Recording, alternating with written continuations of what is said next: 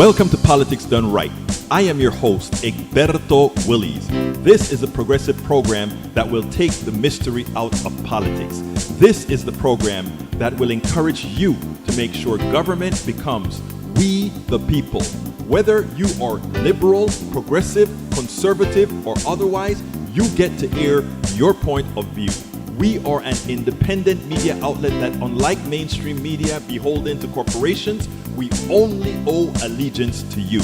Remember, you can also send me a tweet at EGBERTOWILLIES. That is at Egberto Willies. Let us engage. It is Politics Done Right. Well, folks, welcome to one more edition of Politics Done Right. I'm Egberto Willies, your host. I hope everybody is here today, ready to listen, ready to not only listen, but ready to open their minds and into a reality that has been denied us from our inception. And that is because we accepted by default, we accepted what they told us, what they said to us an economic system had to be. And you know, I had another subject at hand today, but I got an email from one of our great members of the PDR posse. And, it is something that is hitting everybody very hard. And I said to myself, you know what? To hell with what I'm going to talk about. I'm going to take up this issue because I know this issue very well. It's just a very hard to convince people of the veracity of it and to let them understand why it ain't so. And so we're going to get there, but before that, I want to welcome everybody into the house.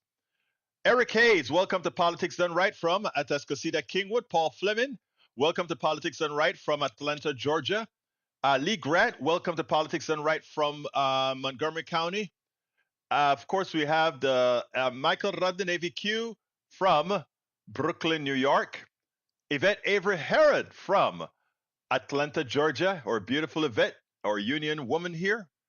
Love her to death. So let me see here, folks. We got a great show for you today. All right, let's see what else. Anybody else came in? John Cotter says, "Hello, PDR posse. John is going to be our star today because John singularly change the direction of the show today. I wasn't going to talk about this. I had to go ahead and run up and look for that. One of the definitive articles that I had. It's not a definitive article, it's just an article that sort of explained,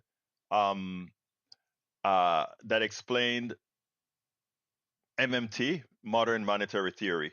So that's what we are going to talk about today. But before that, we're going to talk about interest rates as we should. So here's the deal, folks. Here is the deal. You know who understood? Jay Ray, happy Friday, my dear brother Ray from Third Ward. Anybody else new came in? I don't think anybody else new came in. Bridge MCP is in the house. We haven't seen our beautiful Bridge in such a long time, and she has been missed.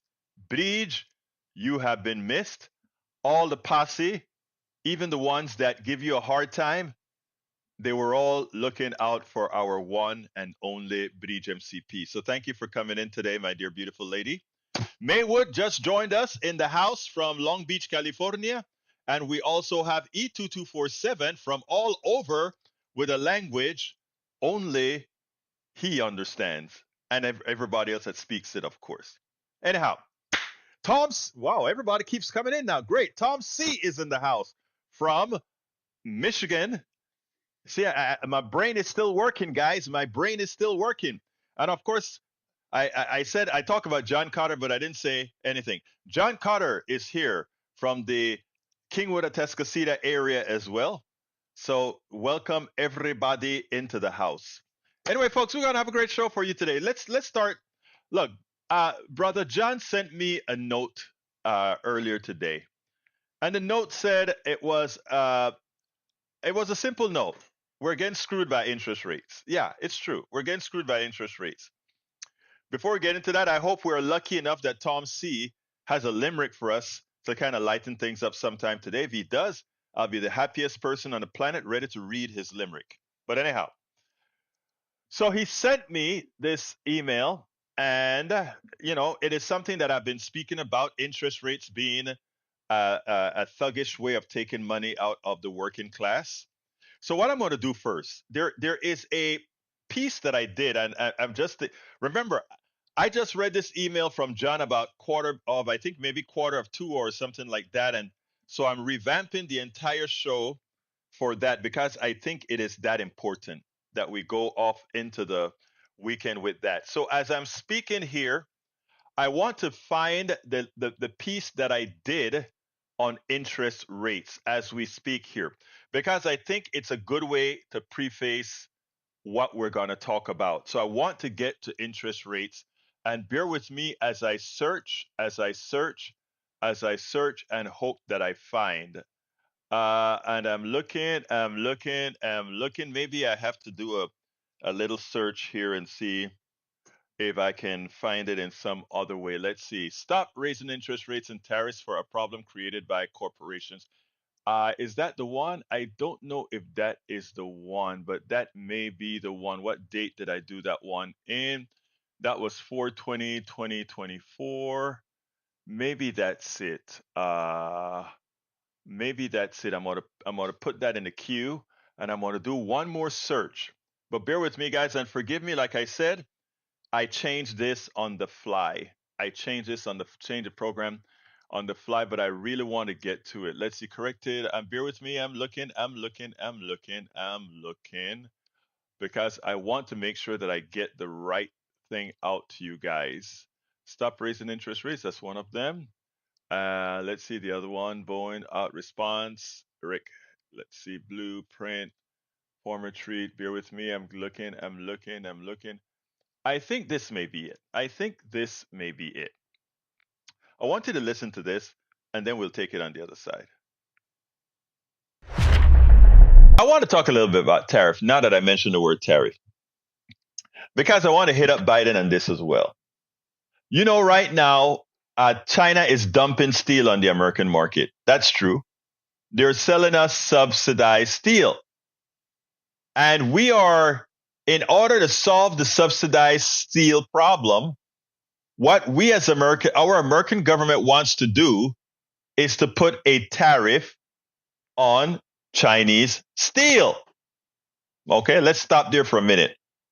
Our government, in order to stop China from dumping steel on our markets, we want the American people, the victims of this dumping, the average American citizen, to pay a tax to the United States Treasury, just like Trump did, to make the steel from China more expensive to you, so that you would buy American steel.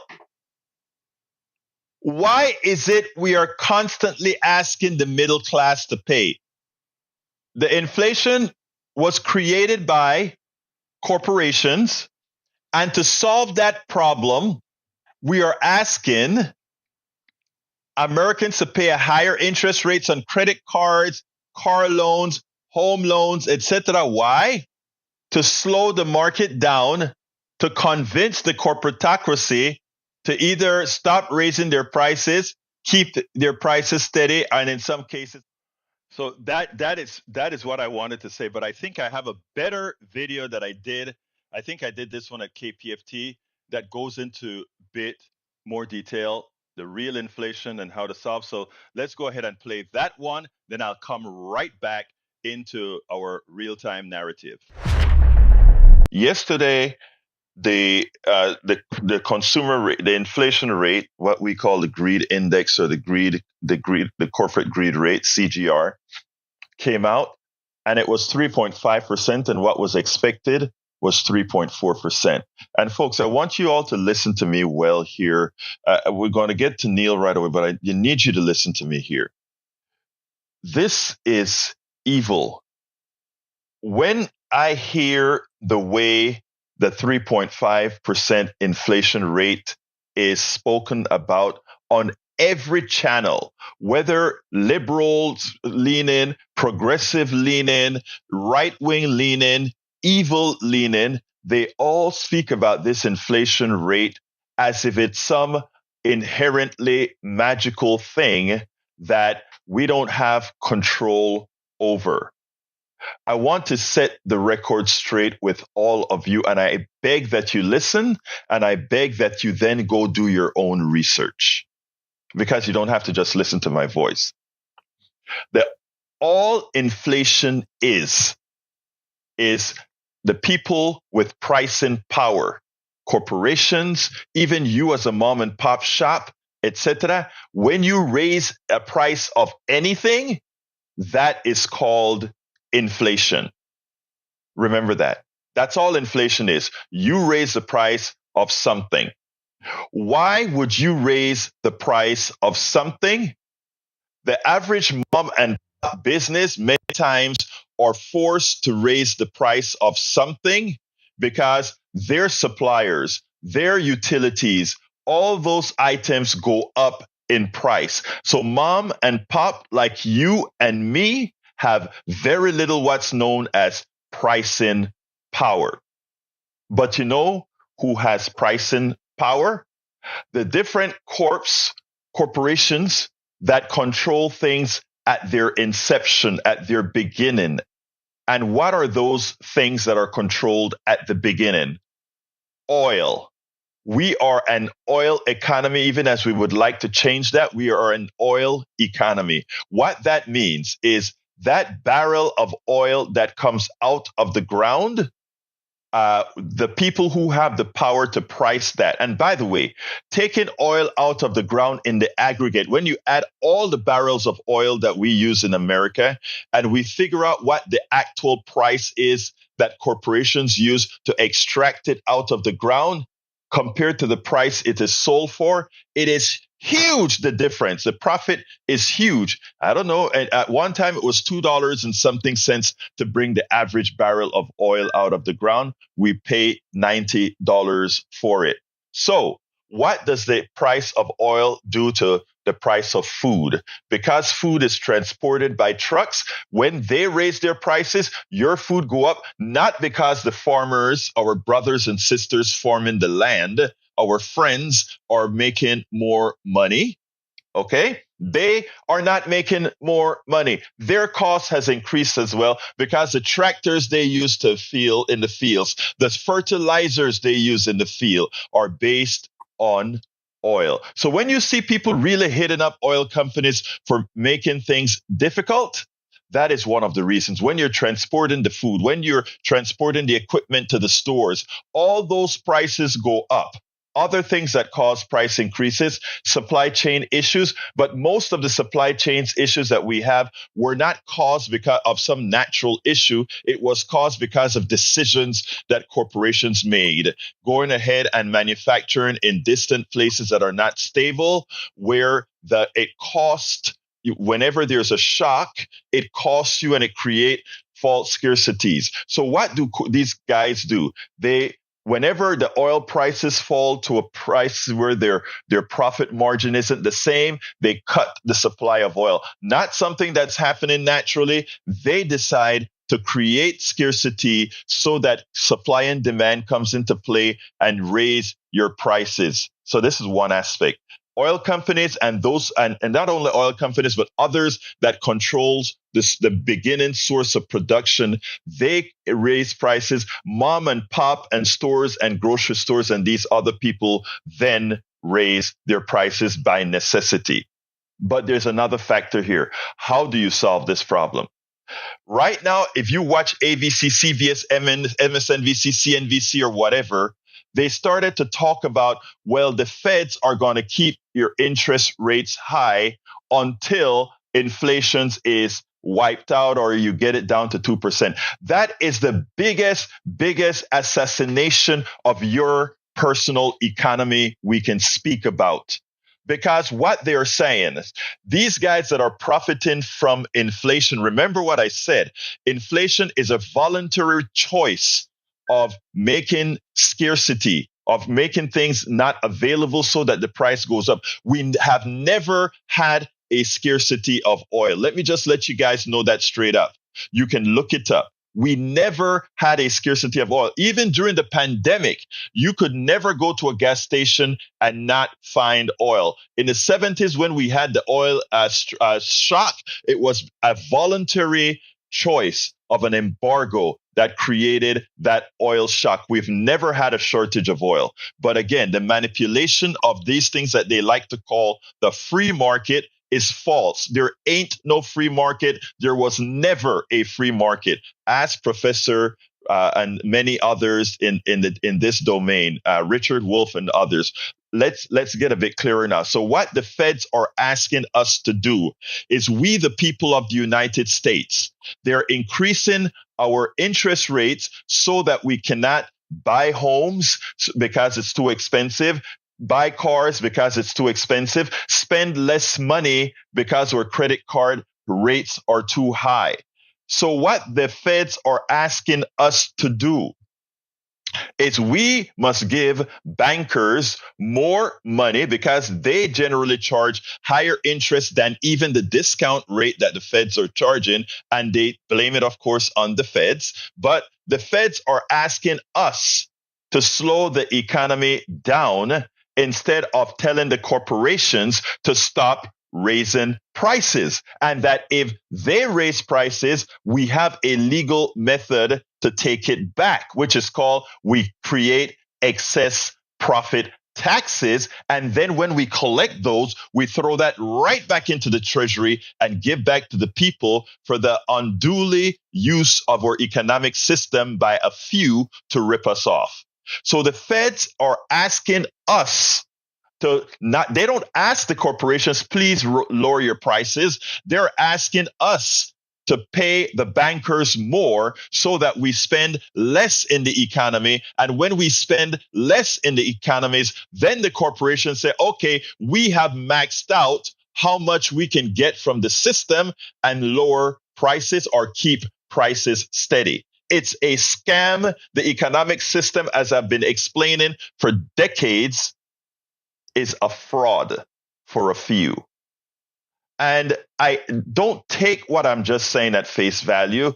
Please, brothers and sisters, research how we have been taken year after year after year. Inflation that we're looking at is not your fault. It's not the fault of the mom and pop store that has to raise prices. It's at the genesis of where the economic system begins. And until we understand that and revolt against, and I'm talking about peacefully doing something to stop an economic system that's fraudulently just take as much as it can. When we threw a whole lot of money into the system during the pandemic, you know what that told the corporations? There's a lot of money that is in people's hands, and we can take it. And how do we take it? We raise the price of gasoline because they do have the money to pay a higher price. It wasn't about shortages. It wasn't about not having the supply. And you don't hear that on the news because this has been the economic system since our inception. We spend a lot of.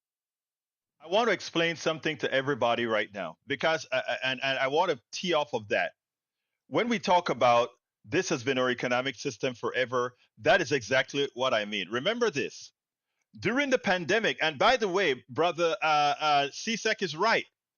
What Biden implemented with the way we threw money at the economy was, in fact, MMT. When we go to war when we go ahead and pass $100 billion bill to give all kind of armaments to other countries without paying for it first, that is MMT. Every time we do this spending without printing bonds or just throwing it out there, that is MMT. And as Brother Cheney, former Vice President Cheney, as he said, deficit doesn't matter. And, you know, when Republicans say that, don't complain about it. A Democrat says that, it's like, oh, those spenders. But the real spenders have always been the Republicans and the neoliberals. Here's the thing. He is right. As long as your economy has room for expansion, meaning as long as everybody who wants a job can go get a job, as long as there is enough oil, no shortages, as long as there is enough food, as long as all those things are there, you can design an economic system where you do not get hyperinflation for printing money into existence. And that is the core of MMT. But before I get there, let's go ahead and talk about the newsletter that Brother John Cotter brought to the fold, and it came from Axios Macro. And the newsletter says as follows: Are you ready for a little Friday rant? Neil delivers one below, and it goes as follows. Invariably, when we write about the cost of borrowing money with terms like super high interest rates or refer to the Fed's historic rate hike campaign, we hear complaints from readers, some polite, some not, who remember when rates were even higher. And I remember in the 80s, you used to buy a house for 12% interest rate. Hey, it's only at 7%, but we got a whole generation that got used to seeing interest rates for home at 3%, which is where it should be, if not cheaper. Okay? So continuing. It's absolutely true that rates were higher throughout the 80s and was a large part of the 70s and the 90s. But in fact, that era was an aberration. And just because rates haven't reached a peak seen doesn't mean they aren't still high by historical standards. What are we saying? After living through 1980s and being ecstatic to get a 7.5% adjustable rate mortgage, I realized that I supposed to run around screaming, but alas, no. A reader wrote to us in a wry email typical of genre, responding to an item this week. Over the decade of the 1980s, the average rate on 30-year fixed mortgage was 12.7%, according to the data from Freddie Mac, compared to 7.09 last week and a recent 7.79 in the fall. But the Freddie Mac mortgage, but the 779 level was higher than it was in every single week since November 2000. That amounts to a 23-year span in which there have been 5 presidents with all lower rates than the recent highs. The Freddie Mac mortgage rate data only goes back to 71, but it's clear that interest rates were significantly lower than they are now in the era before the great inflation began in the late 1960s. The return on treasury bills, a measure of bedrock risk-free interest rate, was 5.07% in 2023. It was lower than that in every single year from at least 1928 to 1967. Frequently, it was a lot lower than that. The last decade of the 1950s, for example, risk-free rate was 2%, and its highest rate, 1959, was 3.4%. All right? So therefore, what are we saying here? First of all, that's a fraud. Our banking system is a fraud. Every time we need to make a correction to our banking system, you know who pays? We do. Inflation goes up, we pay with higher interest rates. They decide to give easy credit to people who they know shouldn't get. They encourage people to overspend. Look at what Bridge said. Lowe's on its own gave me $2K more in a card. I don't want it, she says. Right when my bank credit card was raising it, which I wanted. Now, if I lower Lowe's, if I lower Lowe's, it goes against me. But if I can't get dog surgery or anything else with a darn Lowe's card, arg, exactly. And the brother also made a comment about when you pay off your cards. Paul Fleming said that okay, he paid off his student loan, he paid off his card, and his score dropped. Again, the economy is made for bankers to rip you off, right? Interest rates. Every solution is increase in interest rates or encourage you to get into more debt. But we're going to get into MMT in a little bit. So it is important for us to understand some basic principles. We shouldn't have a private central bank as we have today, because that private central bank is simply there to make money for the few. If you doubt it, again, pick up your credit card bill. Pick up your credit card bill. Remember, these private banks borrow money overnight from the federal government at what rate? I think it's now about 5.09%. And they loan it to the average person with a credit card at anywhere from 18 to 28% and sometimes more. Free money for them. Ridiculously high interest rates. And what do they claim? They claim the reason we are charging those very high interest rates on credit cards is because of the default rates of many people who have the credit cards. But what they do is they encourage people to go ahead and get more credit, even credit that they can't afford. And the one thing that they know is even when those people stop paying the bill, they have a lot of people paying their bills on that high interest rates, and then they're going to sell that bill. They sell that bad debt to bottom feeders, the sharks, who then do all kinds of things to force you to pay. Where, they take advantage of those who don't know the law. If you don't pay, we're going to take your house. If you don't pay, we're going to do these things. We can change all of this. We need a completely revamp of our economic system, but pragmatically, we know that we cannot do this in one sweep. We know that we can't do this right away, but what we need to make sure is that people understand that it is, in fact, a fraud. So we discuss about interest rates. We discuss what they do with interest rates. They don't ask the private sector to do the right thing. They don't. They force us to encourage the private sector to do the right thing. And let me tell you what that magical thing is. It's called the sweet point. Anybody who goes to business school, and by the way, there's a time I contemplated going into business school when engineering was very, very tough, until a friend told me, Egberto, if you ever do that, you're going to hate yourself, because you believe in engineering, you believe in hard sciences. You're not going to like business school. Number one, it's going to be easy, which it really is.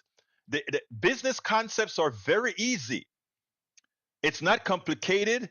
You don't have to do not one differential equation. You don't have to do an integration unless you're going to do certain types of economic modelings. Business is simple. What is money? Money is an abstract item used to exchange one product or service into another product or service. That's all there is to money.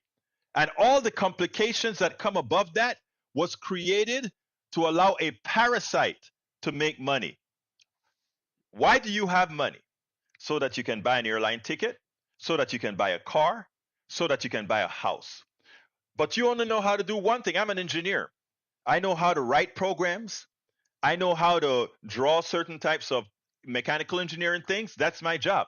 I don't know how to bake a bread. Well, I do know how to bake a bread. I don't know how to cook certain things. I don't know how to fix certain cars. But I know John knows how to do that. I don't know how to fly a plane.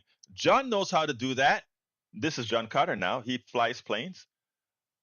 So I exchange my money to buy a plane ticket to pay John, who flies planes. John doesn't know how to bake bread. He takes that money that he makes from me buying a ticket and exchange that flying skill into bread. I exchange my programming skill into money so that I can then exchange that money into flying. That's all money is. It's called an abstract form of exchange. It's an abstract form of exchange. Anything sitting on top of it is to make money for parasites. Okay? Now think about this now. That's all money is. Now, how do we create corporations and all these kinds of things? Right? Okay. Corporations used to be things that the state sanctioned to do a particular job. So a lot of people would take their monies, exchange it for something called a stock. And what is a stock? A stock is a piece of that company that will give them a certain dividend for that company to take all that money together and do a job. And after that job is done, the expectation is that corporate in the past, the expectation is that corporation would be dissolved after the task is complete. The people would make whole on the stocks that they buy in that company and whatever dividends that they would have made throughout that. Again, that's all it is. These are simple tasks. Bankers used to be people who said, you don't want to keep your money in your house where it can burn or where you can lose it or somebody can steal it. So we created banks. Banks provide a service. We go ahead and put our money in a bank, and that bank says, you know what? I'm going to give you a service. You charge a little bit for keeping your money for you. But if you allow me to lend your money out, I'll also pay you a little bit. So it all breaks down. And that bank provided you a service. It safe kept your money. It gave you services that you can do other things. And that is great. And the banker made a profit, a salary. He exchanged, doing a whole lot of stuff with people's money. He exchanged that for cash, and then he himself can go buy bread.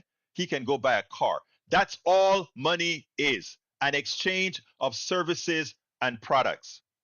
All these machinations in the stock market about collars and economic collars to protect your investment and buy, all of that is fraud. Legalized gambling, fraud. But that's what we created. We created a sector that is and by the way, I have a lot of folks that I know personally that are a part of the parasitic structure. And yes, this is not a personal vendetta or a personal thing against anybody, but we have to understand that our economy was built on a fraudulent system. John, who has us doing this work today, John does something of value. He flies a plane. He takes you from here to Japan. Uh, Brother Rudnin does something of value. He goes to work and do something, and then he gets his money and he exchanges that for doing other things with the money. But the stockbroker out there created a new abstraction to money. And this particular level of abstraction is simply there to make money on money. You know what they talk about when people say, "Oh, wait a minute, I don't work all that much. I make my money work for me." That's one of the most asinine statement that we have made, including myself, until I analyzed what that statement really meant. It really meant slavery. It really meant that we were making money on the backs of others. And until we accept that we were making money on the backs of others, very few people understand what that means. So here's the deal, folks. Here is the deal. Let's take this a little step further. So it is important for us to understand that we have the working class. And by the way, working class doesn't just mean people making, 50,000, 60,000, 70,000. I'm talking 400,000. I mean, the people that are actually doing a service. That's our working class. We can have working class folks that are millionaires, right? Working class. I'm talking about people who actually work for their money. They have value, they have work, and they actually make this society move forward. There are people that are doing that, which encompass 99% of us. Yet, we depend on these people, that 1% of folks that controls all our markets, to tell us what we're going to pay in taxes, to tell us what we're going to pay in interest and all of that sort of stuff. And then to tell us for the things that we need, the money isn't there. And if we must get it, even though the money isn't there, they will loan us the money if we pay them an interest. So the money isn't there because they're not paying their fair share in taxes. So we give them back their tax money by not having them pay it. Then we borrow the money from them, which they collect risk free. Risk free, we pay them for the loan they gave to us, risk free. And then a lot of these guys are investing all this monies into the stock market as well. And whenever it is time to sell their stock or to pay whatever on their stock, they do what is necessary instead of the companies paying them with dividends, which is taxed at the higher tax level, the tax of a regular income. They get these companies to buy back their stocks so that the value of the stock, the appreciation of the stock is large. So you take the dividends that would have been paid out and instead buy back stocks so that the price goes up, so that when they sell the stock, they pay a lower tax rate. If you don't see the fraud, you're not looking. If you don't see the fraud, you choose to be willfully ignorant. Now, where MMT saves the day is as follows. All every American citizen wants. Every American citizen wants a good life. A life where they can go out there and work. They want a life where they can have their kids go to school. They want a life where their health care is taken care of. And all of these things, our economic system is capable of doing. And we don't need to raise anybody's taxes to do it at all, because it is available for us all. There are enough resources in the system. Well, let me back up. Because of the failure of our economic system for decades, we may have shortages of things like doctors, etc. But things like medicines can be ramped up at no problem whatsoever. But here is where MMT come into play. The theory, it's not a theory because we've been doing it for a long time when we had the wherewithal to do so. What Biden did when he reinflated this economy is he pumped a lot of free money into the system. And everybody got money, especially the wealthy people. They got most of the money. PPP, they used it. They don't ever intend to pay it back. Most people who got it, the poorer folks, they had to pay back the PPP, but things they don't have to pay back are like the cash bonuses that they gave. That doesn't need to be paid back. But the idea here is that Biden, well, it started with Trump, but not Trump. It started with the Democrats forcing Trump to go ahead and give the first set of monies fully. Now, and then Biden continued with two more stimuli to the people.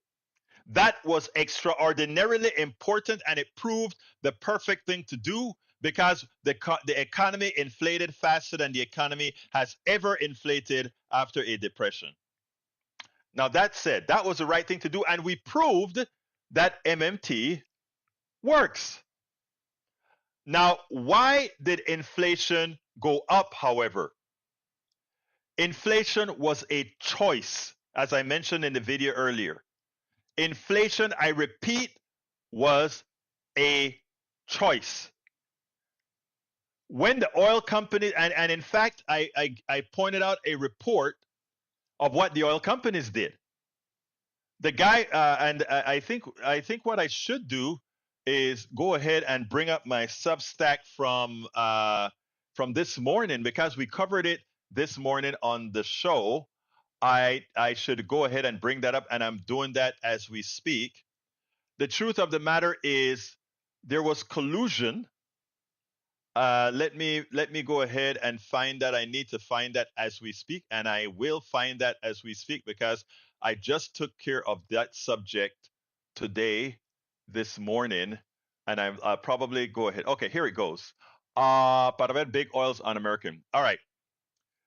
Remember what I said. Oil was not there was no shortage. So that more people had more money in their pockets was great. But we should have afforded those people that had more money in their pockets the ability to invest it, to do something else with it, not to raise prices to meet the amount of money they now had, which is what our economic system does. When I tell you that what they do with the interest rates is as follows, there is this curve.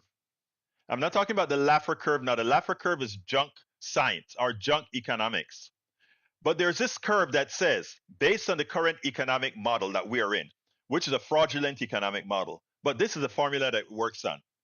There is a sweet spot. You keep raising prices, prices go up as income of your income, the income of the corporation goes up. You keep raising prices. And where those two lines intersect is when the additional price rise starts your product to fall, your income to fall. And that's the sweet spot. Instead, and that's what business people learn in school. If you go to business school, you learn that. There is a sweet spot that you learn. You keep raising your prices until the income that you get from the reduction in amount of people buying the stuff at the higher price falls. And that's your sweet spot. And that's what companies look for. But you know what interest rates do? Interest rates find a way to find that sweet spot for the corporations because they kill the market. They kill the market until people stop buying. And after they kill the market and people start buying, then the corporations say, okay, we've reached that point. Thank you, government. You allowed us to inflate, and you've taken us to the limit. And then it falls. People, you don't have to take my word on this. First of all, it is simple math, like I tell you. Business, supply and demand, all of these things are simple math. It's not differential equations. It is not. It is not integration. It is simple math. And not only is it simple math, it is logical. Egberto, describing that raising prices until people stop buying the sweet spot of whatever the market will bear is a horror, as those without the means to buy suffer first, especially if it is necessary. Exactly. So you have the oil companies, you got to buy the oil. And that's why this article was so present. And this is what I did on KPFT today. And it goes as follows. Big oil's on American scheme from ExxonMobil's long-running climate denial to Pioneer's recent price fixing. It is clear this rogue industry business model is deny, deceit, and delay. You know how the oil industry is always saying the U.S. needs to drill more to lower gas prices and protect energy independence? Well, it turns out they've actually been scheming behind the scenes with the Organization of the Petroleum Exporting Countries to do the exact opposite. And if you want an exact one, remember what we did. Saudi Arabia took 2 million barrels of oil off the market, even as the Russian war was going on, which showed you it was a fraud when they said the Russian war would do it. But anyway, it's time for a limerick. I hope you understood that, but we're going to do a little bit more MMT in subsequent shows. But let me go ahead and I'll explain MMT in detail in a few paragraphs after I read the limerick. But our one and only limerick extraordinaire, Tom Zarnik, has a new extended limerick that I'm excited to read. I haven't seen it yet. I just saw new extended limerick. If I make a mistake, forgive me, but I love to read it first shot correctly. Here we go. From Tom Zarnik. Ex-Governor Christie Noem had a dog. It was still just a puppy. She called it Cricket. A better name would be unlucky. The dog wouldn't hunt, so she took it to a pit with gravel filled, shot him in the head with a goat, and 2 horses had him killed. Christie thinks puppy murder shows she has the right stuff, makes her tough enough to be Trump's creepy VP. With the GOP, there's no reason, no rule, it seems. Winners are those who go to most cruel extremes. Even some Republicans agree. Shooting a dog, a horse, or a goat is not the best way to get a vote. Maybe Christie's next pet should be a goldfish or a guppy. Damn, Tom! You did it again! You did it again. Hey, Tom, I hope you put in all of those stuff at politicsdoneright.com. You know you can log in and put that stuff there, man. I haven't had the time to do a whole lot of this stuff. That's a good one, man. We need to frame that baby. That's a real good one, brother. I love it. I love it. I love it. And I love it. All right, let me explain MMT in a few paragraphs now. Very important. MMT says the following. MMT says that the United States of America has something known as a sovereign currency. That means we're not like Panama. Panama has something called the Balboa, but we have the Balboa pegged to the dollar. So every Balboa is exactly equal to $1.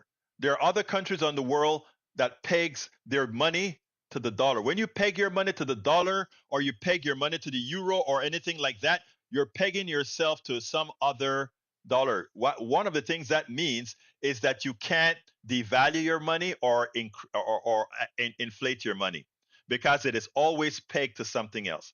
But the dollar is not pegged to anything. We create the dollar. We create the dollar. And we decide what that dollar is going to be worth. And if we have supply of stuff, that dollar can never inflate itself out of existence into hyperinflation. It cannot. But there are some controls that we have to have. And the biggest controls, I'll tell you, is to get rid of the damn banks. And the reason why is because they will institute policies to try to make things in such a manner that we have to control the monetary market. You know, the idea is the following: government control fiscal policy, that's taxes and spending your money, etc. And then the private sector through the private banks run under the feds control the monetary policy. They decide how much they're going to charge you for interest and all that kind of stuff. And the bottom line they says is it's to maximize employment at the same time keeping inflation down. Forget that. It's to maximize the profits of the banks. That's all you got to say. Nothing more. So now, if you have a sovereign currency, you don't have to worry about taxes or anything like that in the aggregate as long as you have a full supply. So what that means is the following. We could institute single-payer healthcare right now and insure every American citizen. And we can then get every American citizen paid. And people say, wait a minute, you mean there's no more health insurance company? Nope, get rid of them. Well, that means you're going to lose, I don't know, several million people. Yes, that's true. And by the way, losing the employment of several million people is deflationary. So the inflationary part of paying everybody's bill will be mitigated by losing all those people. The only people suffer on this thing are those plutocrats who are parasites making money off of your illness. That's the only people that get hurt. The people making money off of your illness. Folks, there is so much we can do when we decide that we are not going to be held by an economic system that says, if we give you money or if you make more money, we're going to take it away from you with higher prices.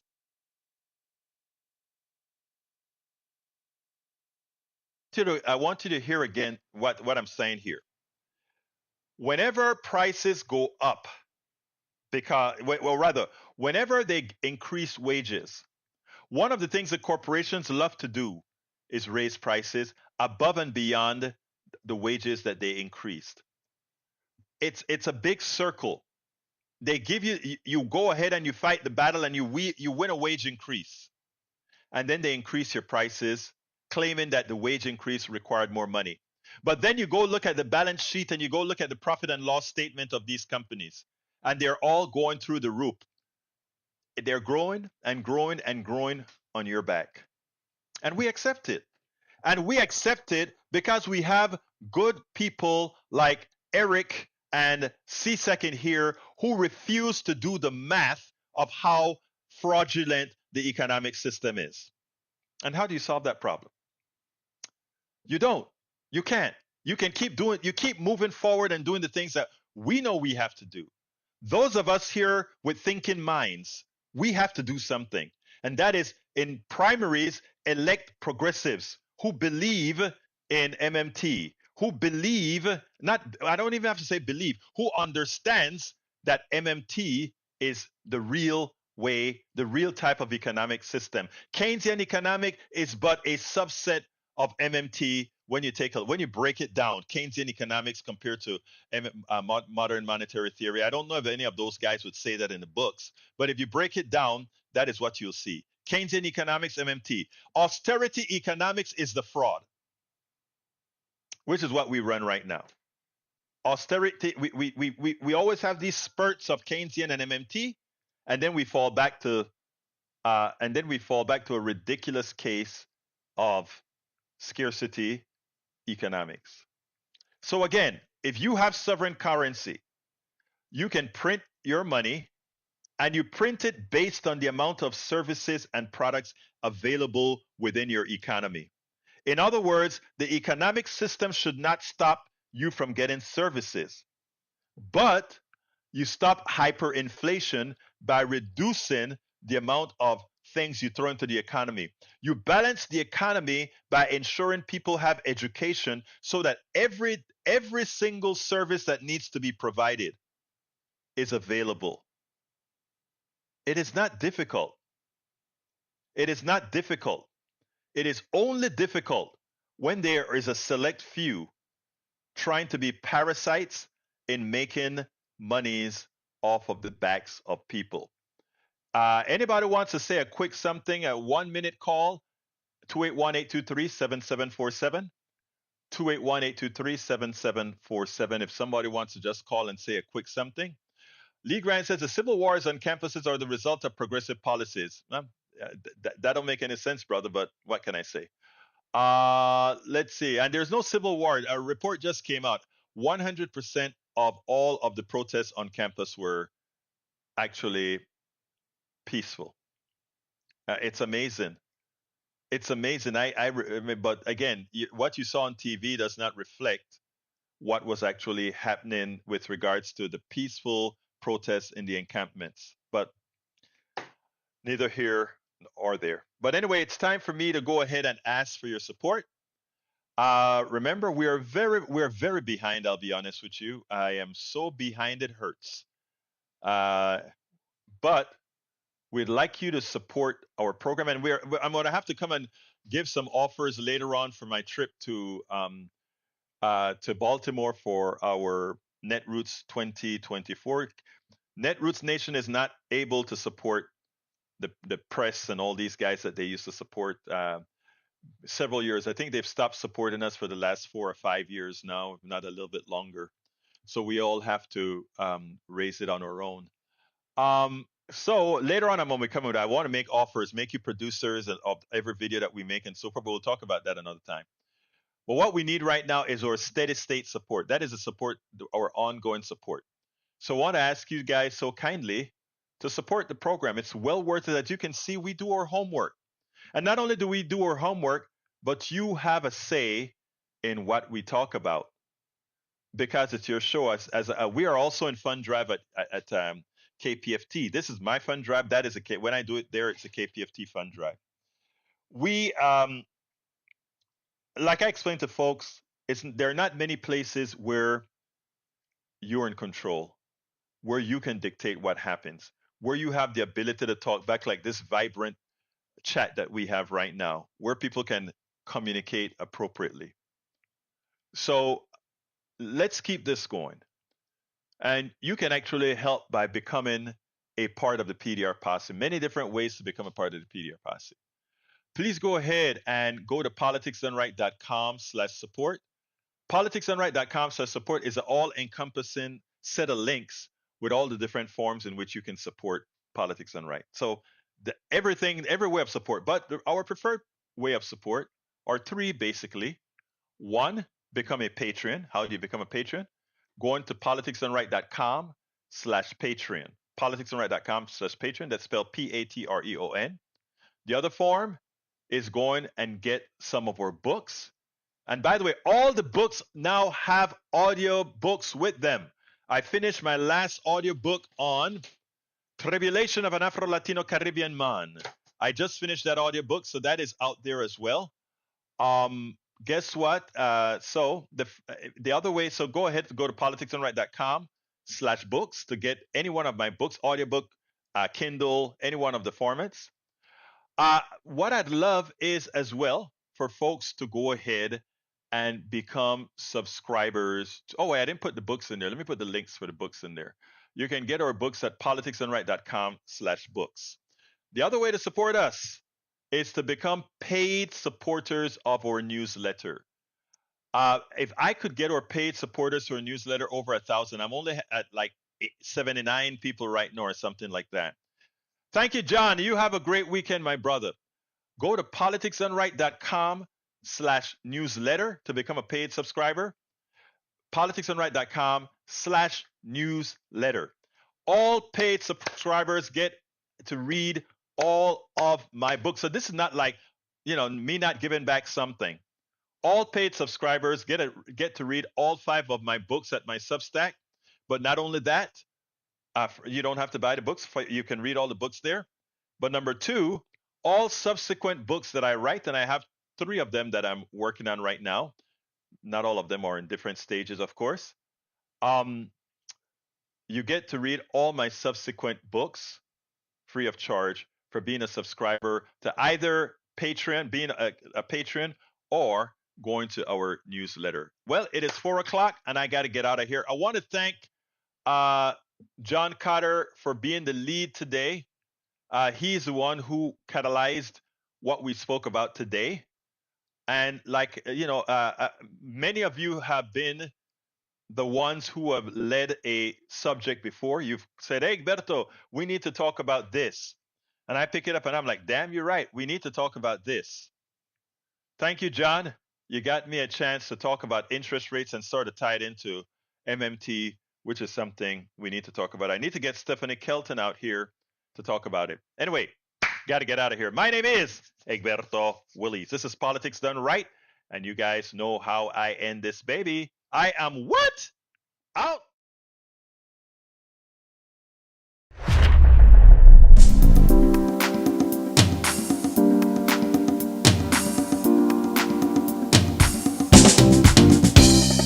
Welcome to Politics Done Right. I am your host, Egberto Willies. This is a progressive program that will take the mystery out of politics. This is the program that will encourage you to make sure government becomes we the people. Whether you are liberal, progressive, conservative, or otherwise, you get to air your point of view. We are an independent media outlet that, unlike mainstream media beholden to corporations, we only owe allegiance to you. Remember, you can also send me a tweet at EGBERTOWILLIES. That is at Egberto Willies. Let us engage. It is Politics Done Right.